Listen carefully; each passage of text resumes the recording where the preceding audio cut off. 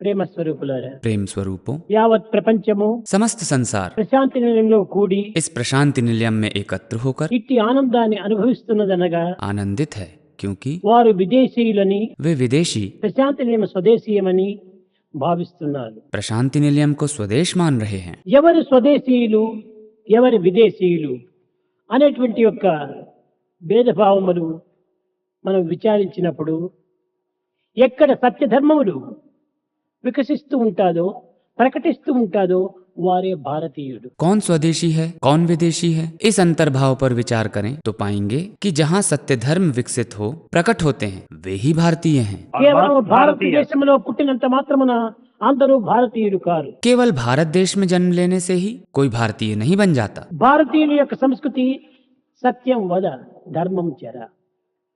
ఈ రెండింటి యొక్క సూత్రములను ఎవరు అనుసరిస్తారో వారే భారతీయుడు. भारत की संस्कृति है सत्य बोलना और धर्माचरण करना। इन दो सिद्धांतों का पालन करने वाला ही भारतीय है। భగవంతుడు సృష్టికర్త అని భావిస్తుంటారు, విశ్వసిస్తుంటారు. भगवान संसार के निर्माता हैं, इस भावना पर आस्था है। భగవంతుడు జీవులను సృష్టించాడు, ईश्वर ने प्राणियों की रचना की है, కానీ జీవులు దేవుణ్ణి సృష్టిస్తున్నారు. पर प्राणी भगवान को प्रकट करता है, కాబట్టి జీవులు కూడాను సృష్టికర్తలే. इसलिए जीव भी सृष्टि करता है। భగవంతుడు సృష్టించుకోడు, భగవంతుణ్ణి భక్తుడే సృష్టిస్తున్నారు. भगवान स्वयं को नहीं बनाते, भक्त ही भगवान को बनाता है। పరమ భక్తుడైనటువంటి ప్రహ్లాదుడు తన భక్తి ప్రపత్తి చేతనే ఒక స్తంభం నందు నారసింహుని సృష్టింపజేశాడు. परम भक्त प्रहलाद ने अपनी भक्ति प्रपत्ति के दम पर एक खंभे से भगवान नरसिंह को प्रकट करा दिया था। బాలుడైనటువంటి ధ్రువుడు నారాయణుని అరణ్యము లోపల సృష్టింపజేశాడు. नारायण को नन्हे ध्रुव ने बीच जंगल में प्रकट कर दिया। కనుక సృష్టికర్త ఎవరనగా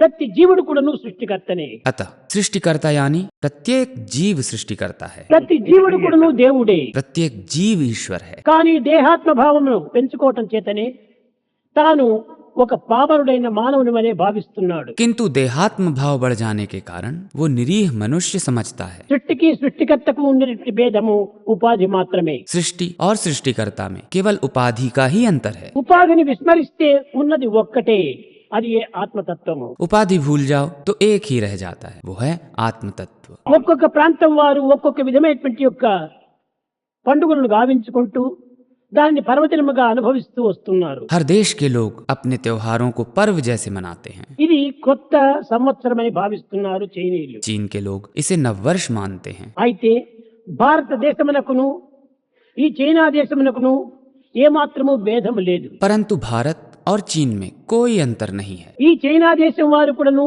चीनी लोग भी ఒక నెల దక్షిణాయనమని ఒక నెల ఉత్తరాయణమని భావిస్తూ ఉంటారు. उत्तरायण और दक्षिणायन के माह मनाते हैं। అదే విధంగానే భారతీయులు చాంద్రమాసము సూర్యమాసం అని విశ్వసిస్తుంటారు. उसी तरह भारतीय भी चंद्रमास और सूर्य मास मनाते हैं। ఇదే సంబంధమైనటువంటి విషయాన్ని ఈనాడు చైనా దేశంలో అనుభవిస్తున్నారు. ऐसी ही प्रणाली चीन में भी चलती है आजकल। ఈ విధంగా లోతులకు దిగి విచారిస్తూ పోతే దేశములు కానీ భావములు కానీ పండుగలు కానీ ప్రత్యేకంగా ఉండేటువంటివి కాదు. गौर करने पर देश, भावनाओं या त्योहारों में कोई भेद नहीं है। అన్నింటికి మానవుని హృదయమే మూల స్థానము. दिल से सब जुड़े हुए हैं। కనుక మానవుని హృదయము లోపల సరైనటువంటి ఏకత్వం అనేటువంటిది ఆరంభమైనప్పుడు సర్వము కూడాను ఒక విధమైనటువంటి యొక్క ఏక స్వరూపాన్ని ధరిస్తుంది. इसलिए दिल में जब एकता की भावना जागती है तो सब एक दिखने लगता है। సర్వరూపధరం శాంతం शांति के रूप ही हैं सब, సర్వనామధరం శివం सब शिव के ही नाम हैं। సచ్చిదానంద రూపం అద్వైతం సత్యం శివం సుందరం. ఈ సత్యం శివం సుందరము మూడింటి యొక్క ఏకత్వమే ఈ యొక్క మానవత్వము. परमानंद है उस एक का रूप, ये सुंदरता ही सत्य और नित्य है, और तीनों की एकता ही मानवता है। దీనిని ప్రాచీన కాలం నందు కూడాను ప్లేటో కూడాను దీన్ని వర్ణిస్తూ వచ్చాడు. प्लेटो ने भी यही कहा था। Truth, such, goodness and beauty అని చెప్తూ వచ్చాడు ఈ ప్లేటో. भला और सुंदर बताते थे प्लेटो। దీనిని సత్యం శివం సుందరం అన్నారు భారతీయులు. इसे ही भारतीय सत्यम शिवम सुंदरम कहते हैं। పదముల వ్యత్యాసమైనప్పటికీ शब्द भले अलग हों, అందులో ఉన్నటువంటి అంతర్భావము అందరి మతములు ఎందుకును ఏకత్వంగానే ఉంటుండాలి. पर सभी धर्मों में उनके भाव एक ही हैं। కనుక పాత్రలు అనేకంగా ఉండవచ్చును, बर्तन अलग अलग हो सकते हैं, అన్ని పాత్రల యందు కూడా ప్రతిబింబించేటువంటి ఒక బింబము ఒక్కటే. किंतु उनमें दिखाई देने वाला प्रतिबिंब एक ही है। అయితే ఇక్కడ భేదములు మానవత్వంలో ఉన్నటువంటి భిన్నత్వం చేతనే భేదములుగా గోచరిస్తూ ఉన్నాయి. अतः यहाँ भेद केवल मनुष्य के आपसी मतभेद करने पर ही उमड़ता है. కనుక अतः ప్రాంతములను పురస్కరించుకొని देश వారి వారి అభ్యాసములను పురస్కరించుకొని परिस्थिति अनुसार ప్రాచీన కాలం నుండి కూడాను వేరు వేరు దేశములు, వేరు వేరు భాషలు, వేరు వేరు సాంప్రదాయములని విశ్వసిస్తూ వచ్చారు. लोग प्राचीन काल से सभी देश, भाषा और परंपराओं के लोग विभिन्न संप्रदायों को मानते हैं. నా ఉద్దేశంలో అందరి యందు ఉన్నటువంటిది ఒకే తత్వమే. हमारी दृष्टि में सब में एक ही तत्व स्थित है, అది ఏ ప్రేమ తత్వము. वो है प्रेम तत्व. ప్రేమ లేని మానవుడు ఈ లోకంలో లేడు. प्रेम रहित मानव इस संसार में है ही नहीं. కానీ ఆ ప్రేమను అనేక మార్గంలో వినియోగించవచ్చును. पर इस प्रेम का प्रयोग अनेकों तरह से कर सकते हैं, కానీ ప్రేమ ఒక్కటే. पर प्रेम एक ही है. పిచ్చాసుపత్రి లోపల అనేక రకములైనటువంటి పిచ్చివారు ఉంటుంటారు. मनोरुग्णालय में तरह तरह के विक्षिप्त मिलते हैं. అదే విధంగా ఈ జగత్ అనేటువంటి ఒక పిచ్చి ఆసుపత్రి. वैसे ही ये संसार भी एक पागल खाना ही है. కొందరు ధనం పైన పిచ్చి పట్టి ధనము ధనము ధనం అని విచారిస్తుంటారు. कुछ धन के लिए पागल हो, पैसे के पीछे ही पड़े रहते हैं. కొంతమంది ఆరోగ్యం పైన పట్టి నా ఆరోగ్యం ఆరోగ్యం ఆరోగ్యం అనేటువంటి పిచ్చితో వారు పరితపిస్తుంటారు. कुछ लोग स्वास्थ्य के लिए पागल हो, सेहत के पीछे ही पड़े रहते हैं. మరికొందరు పదవి యొక్క పిచ్చి బట్టి పదవి పదవి పదవి అని పదవి కోసమే ప్రాకులాడుతుంటారు. और कुछ पद प्रतिष्ठा के पीछे पागल रहते हैं. ఈ విధంగా ఒక్కొక్క వ్యక్తి ఒక్కొక్క విధమైనటువంటి దానిని వాంఛించి దానిని పురస్కరించుకొని చింతిస్తూ ఉంటారు. इस प्रकार हर कोई किसी न किसी चीज के लिए पागल रहता है. ఇందులో మరికొంతమంది దేవుడు దేవుడు అని దేవుని యొక్క పిచ్చి పట్టి ఉంటారు. इनमें से कुछ लोग भगवान के प्रेम में पागल रहते हैं. కానీ ఈ అన్ని పిచ్చిల లోపల కూడాను ఈ దేవుడు అనేటువంటి పిచ్చి చాలా ఉత్తమ పిచ్చి. परंतु इन सभी में भगवान के लिए पागलपन सर्वोत्तम है. మానవుడు 12 విధములైనటువంటి చింతలతో మునిగి ఉంటున్నాడు. मनुष्य की 12 चिंताएं हैं. పుట్టుట ఒక చింత, जन्म एक चिंता है, భూమి నుండుట చింత, जमीन एक चिंता है, సంసారం ఒక చింత, సావు చింత, दुनियादारी और महाप्रयाण एक चिंता है, బాల్యమంతయు చింత, बचपन भी एक चिंता है, వార్ధక్యం ఒక చింత, बुढ़ापा भी एक चिंता है, జీవించుటొక చింత, చెడుపు చింత, जीवन और असफलता चिंता है, కర్మలన్నీయు చింత, हर एक कार्य चिंता है, కష్టములు ఒక చింత, कठिनाइयां चिंता है, సంతసమొక చింత, सुख भी चिंता है, వింత చింత, रहस्य भी चिंता है. సర్వచింతల బాపెడి సర్వేశ చింత కొనుడి ఇకనైన ప్రజలార కోర్కె మీర. सारी चिंताओं से मुक्त कराने वाले सर्वेश की चिंता लोगों कम से कम अब तो करो. ఈ యొక్క సర్వేశ చింత చేత సర్వ చింతలు కూడా నిర్మూలమైపోతాయి. सर्वेश्वर के चिंतन से सारी चिंताएं मिट जाती हैं. దీనిని ఉపనిషత్తులు దేనిని మనం తెలుసుకుంటే సర్వమును తెలుసుకున్న వారం అవుతాము. उपनिषद भी कहते हैं वो जानो जिससे सब कुछ जान जाओ. దేనిని మనం చూస్తే సర్వమును చూచిన వారం అవుతాము. जिसे देखने के बाद कुछ ना रह जाए देखने को. దేనిని పట్టితే సర్వమును పట్టిన వారం అవుతాము.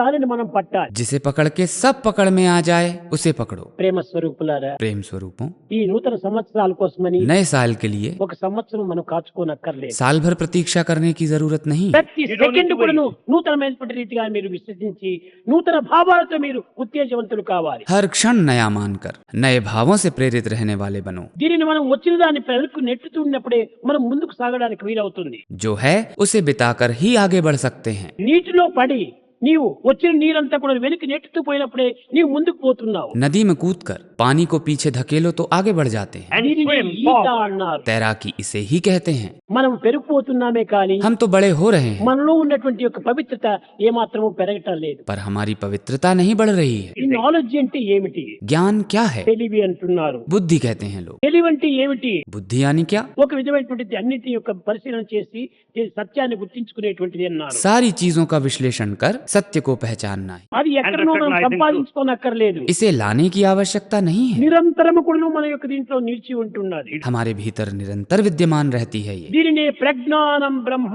అన్నది వేదము. वेदों में इसे प्रज्ञान ब्रह्म कहा गया है. ఈ ప్రజ్ఞానం అనేటువంటిది ఏమిటి? ये प्रज्ञान क्या है? ఏదో చదువుల చేతను గ్రంథముల చేతను వచ్చేటువంటిది కాదు. ये पुस्तकों या ग्रंथों में पढ़ के नहीं आता, ఎప్పటికీ ఉంటుండాలి. सदैव विद्यमान रहता है. దీనినే కాన్స్టెంట్ ఇంటిగ్రేటెడ్ అవేర్నెస్ అన్నారు. इसे जागृति का अटूट प्रवाह कहते हैं। దానినే ప్రజ్ఞానం అన్నారు. इसी को प्रज्ञान कहते हैं। ఆ జ్ఞానం మనము నేర్చుకునేటువంటిది కాదు, इसे सीखा नहीं जाता, టీచర్లు బోధించేటువంటిది కాదు, कोई सिखा नहीं सकता, షాపులో చిక్కేటువంటిది కాదు, बाजार में नहीं मिलता, సప్లై చేసేటువంటిది కాదు, कोई मुहैया नहीं करा सकता, నీవు కొత్తగా నేర్చుకునేటువంటిది కాదు. कोई नई चीज नहीं है ये सीखने की, నీయందే ఉంటున్నది. तुम्हारे भीतर ही है ये, ఉన్నదాన్ని నీవు తెలుసుకోలేకపోతున్నావు. भीतर है, तुम जानते नहीं हो। ఈ ఖర్చు ఇక్కడనే ఉంటుండాలి, ये रुमाल यही है, కానీ కన్నులు మూసుకున్నప్పుడు आंखें बंद करके ఎక్కడెక్కడో వెతుకుతాము, यहाँ वहाँ ढूंढते हो, కానీ ఉన్నది ఎక్కడది. है वो यहीं पर। కన్నులు తెరుచుకోకుండా పోవటం చేతనే దీనిని ప్రత్యేకమైన పరిస్థితుల్లో ప్రార్థిస్తున్నాము. आंखें बंद होने के कारण तुम उसे खोजते रहते हो। ఎప్పుడు మన జ్ఞాన నేత్రములు మనం తెరుస్తామో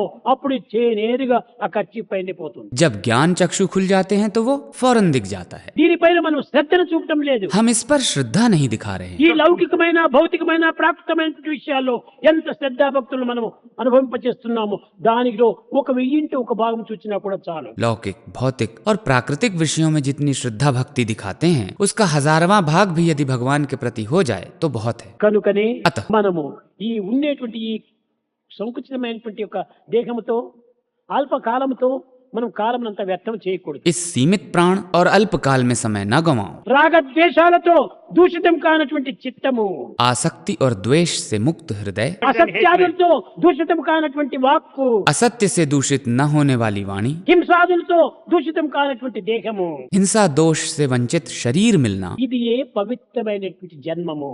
यही जीवन की पवित्रता है। కనుక अतः మనము ఈ మూడింటిని సాధించడానికి దైవం యొక్క ప్రార్థన నిరంతరం కూడా నువ్వు చేస్తూ, దైవం ఎక్కడో ఏ దేవాలయంలో ఉన్నాడని విచారించకుండా దైవం నా యొక్క హృదయ దేవాలయంలోనే ఉన్నాడు అనేటువంటి సత్యాన్ని మనం విశ్వసించాలి. इन तीनों को पाने के लिए भगवान से निरंतर प्रार्थना करो। ईश्वर कहीं मंदिर वगैरह में है इसके बजाय ये जान लो कि प्रभु तो मेरे दिल में बसते हैं। ఈ ప్రపంచంలో ఇన్ని సౌకర్యాలు అందించడం దేనికోసం? दुनिया में तुम्हें इतनी सुविधाएं आखिर क्यों मिली हैं? ఒక చిన్న ఉదాహరణము, एक छोटा सा उदाहरण, మంచి డెన్లప్ బెడ్ తెచ్చి వేసుకున్నావు, अच्छा डनलप बिस्तर लगवाया है, చక్కని అనుకూలమైనటువంటి దిండ్లు పరుచుకున్నావు, अच्छी सी तकिया रखी है, సీలింగ్ ఫ్యాన్ చక్కగా తిరుగుతుండాలి, बढ़िया फैन चल रहा है, ఎయిర్ కండిషన్ మంచి కండిషన్ లో ఉంటుండాలి, एसी काम कर रहा है ठीक ठाक, కానీ నిద్ర రావటం లేదు నీకు. फिर भी तुम्हारी नींद गायब है। ఇవన్నీ ఉండి ప్రయోజనం ఏమి? तो इन सब का क्या फायदा? ఈ పరుపు ఎందుకోసం నువ్వు తెచ్చుకున్నావు? पलंग किस लिए ఈ लाए? దిండు నీవు ఎందుకోసం తెచ్చుకున్నావు? तकिया क्यों ఈ लाए? ఫ్యాన్ ఎందుకోసం వేసుకున్నావు? पंखा क्यों चलाया? ఎందుకోసం నువ్వు వేసుకున్నావు? सोने के लिए ना। నిద్ర రానప్పుడు ఇవన్నీ ఉండి ప్రయోజనం ఏమిటి? नींद ही ना आए तो इनका क्या लाभ? అదే విధంగానే उसी प्रकार దేహం ఉంది, शरीर है, మనస్సు ఉంది, मन है, బుద్ధి ఉంది, बुद्धि है, చిత్తం ఉంది, चित्त है, ఇంద్రియం ఉంది, सबंग है, అంతఃకరణ ఉంది, అన్నీ ఉంటున్నాయి, ఆనందం లేదు. अंतःकरण है, सब है पर आनंद नहीं है। ఆనందం లేనప్పుడు ఇవన్నీ ఉండి ప్రయోజనం ఏమిటి? आनंद नहीं तो सब बेकार है। కనుక ఆనంద నిమిత్తమై ఈ అన్నింటినీ మనం ఉపయోగించుకోవాలి. इनका उपयोग आनंद प्राप्ति के लिए ही करना है। ఈ మనస్సును ఆనంద నిమిత్తమై మనం ప్రవేశపెట్టాలి. आनंद के लिए ही मन का उपयोग करो। మన బుద్ధిని విచారణ నిమిత్తమై మనం ప్రవేశపెట్టాలి. विवेक हेतु बुद्धि का प्रयोग करो। అంతఃకరణను తగినటువంటి పరిశుద్ధము గావించుకోవడానికి ప్రయత్నించాలి. अंतःकरण का उपयोग आत्मशुद्धि के लिए करो। కాయం చేత పరిపూర్ణమైన పవిత్ర కర్మలు ఆచరించాలి. शरीर से पवित्र कर्माचरण ही करो, అప్పుడే మనకు ఆనందం అనేటువంటి నిద్ర హాయిగా వస్తుంది. तभी आनंद कर निद्रा प्राप्त होगी। ఈ సత్యాన్ని మనం గుర్తించాలి. इस सत्य को पहचानो। మన జీవితం రావటం కోసమని जीवन में నిత్యానందాన్ని అనుభవించాలి, ఆత్మానందాన్ని అనుభవించాలి. आत्मानंद और नित्यानंद का अनुभव करो। అంతేకాని కేవలం పశుపక్షి మృగాదుల వలె తినటము, తాగటము, నిద్రించటము, మరణించటము ఇంత మాత్రంతోనే ఉంటే ఇంక నీవు మానవ జన్మము సార్థకమైనదని ఎట్లా చెప్పగలవు? यदि पशु पक्षी की भांति केवल खाना पीना सोना और मरना ही जीवन है तो मानव जीवन कैसे सार्थक होगा? జంతువునాం నరజన్మ దుర్లభం అంటున్నావు. ఏమిటి నీ దుర్లభం? कहते हैं सारी योनियों में नर योनि दुर्लभ है। दुर्लभ क्या है ऐसा? ఎవరినైనా ఒక విద్యార్థిని పోయి అయ్యా what is the purpose of life అని ప్రశ్నించినప్పుడు ఏమిటి ఇది చాలా సులభమైనటువంటిదే కదా అంటారు. किसी छात्र से पूछो कि जीवन का उद्देश्य क्या है तो बोलेगा क्या हुआ सब ठीक ही तो है। కానా పీనా సోనా మరణ బస్, ఇది పర్పస్ ఆఫ్ లైఫ్. यही जीवन का उद्देश्य है। ఇది పశుపక్షి మృగాదులు కూడా చేస్తున్నాయి, దాటికి కూడా జరుగుతున్నాయి కదా. ये तो पशु पक्षी भी करते हैं ना। చిన్న క్రిమికీటకాదులు కూడా ఈ నాలుగింటిని అనుభవిస్తున్నాయి. कीड़े मकोड़े भी ऐसे ही जीते हैं। ఇంకా మానవత్వంలో ఉన్నటువంటి ప్రత్యేకత ఏమిటి? तो मानव में विशेष क्या रहा? జ్ఞానం నరాణ అధికం విశేష, प्रज्ञान ही मनुष्य की विशेषता है। జ్ఞానేన శూన్య పశుభి సమాన. अज्ञानता पशु समान है। కనుకనే ఆ విజ్డమ్ రావాలి. अतः ज्ञान जगाओ। ప్రేమ స్వరూపులారా, प्रेम स्वरूपों, ప్రేమకు మించినటువంటిది మరొకటి లేదు. प्रेम से बढ़कर और कुछ नहीं है। ప్రేమనే సర్వస్వరూపము. प्रेम ही सब कुछ है। కానీ ఆ ప్రేమ చేత प्रेम के द्वारा మనము तुम భౌతికమైనటువంటి ఈ లౌకికమైనటువంటి స్వార్థమైనటువంటి విషయాలను త్యాగం చేసి भौतिक, लौकिक और स्वार्थपरक विषय त्याग के ప్రేమ లోపలిని ప్రవేశించండి. प्रेम में समा जाओ। ఆ ప్రేమ యందే సర్వానందములు ఇమని ఉంటున్నాయి. उसमें ही सर्वानंद निहित है। కనుక ప్రేమ చేత సర్వమును సాధించండి. अतः प्रेम से सब जीत लो। प्रेम मुदित मन से कहो राम राम राम राम राम राम राम राम राम श्री राम राम राम।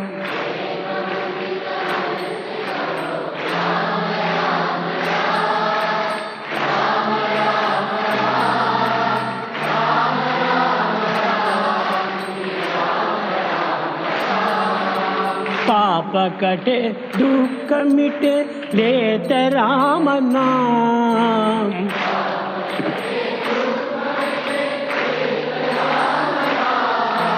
भव समुद्र सुखद नाव एक राम नाम।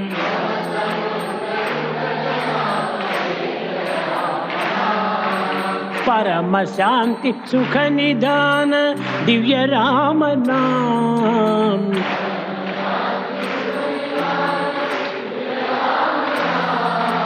निराधार को आधार एक राम नाम।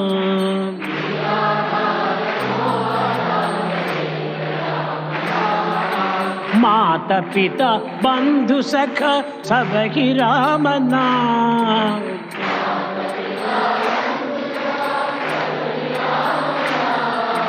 भक्त जनर जीवन धन एक राम नाम।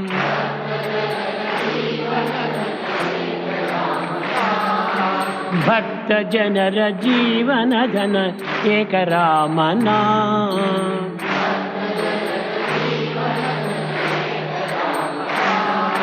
राम राम राम राम राम राम राम राम राम श्री राम राम राम।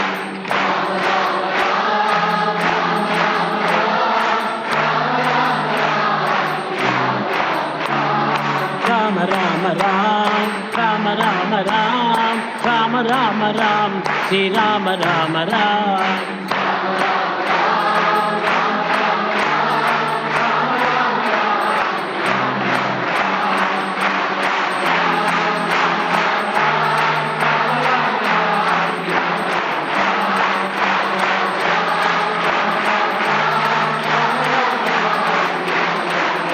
राम राम राम राम राम राम राम